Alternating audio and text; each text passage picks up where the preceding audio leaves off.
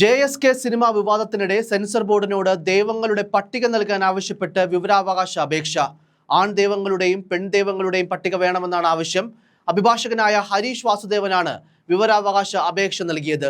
തനിക്കൊരു സിനിമ എടുക്കാനുണ്ടെന്നും തന്റെ സിനിമയിലെ കഥാപാത്രങ്ങൾക്ക് പേരിടുമ്പോൾ ജാഗ്രത പുലർത്തുന്നതിന് വേണ്ടിയാണ് പട്ടിക ആവശ്യപ്പെട്ടതെന്നും ഹരീഷ് പറയുന്നു.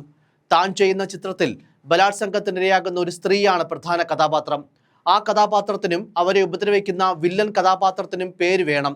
പേര് തിരഞ്ഞെടുക്കുമ്പോൾ ജാഗ്രത പുലർത്തുന്നതിന് വേണ്ടിയാണ് പട്ടിക ആവശ്യപ്പെട്ടിരിക്കുന്നതെന്നും ഹരീഷ് പറയുന്നു. അതേസമയം സുരേഷ് ഗോപിയും അനുപമ പരമേശ്വരനും കേന്ദ്ര കഥാപാത്രങ്ങളായി എത്തുന്ന ജാനകി വേഴ്സസ് സ്റ്റേറ്റ് ഓഫ് കേരളയുടെ തിരുത്തിയ പകർപ്പിന് സെൻസർ ബോർഡ് അന്തിമ അനുമതി നൽകുമോ എന്ന കാര്യത്തിൽ ഇന്ന് വ്യക്തത വരും.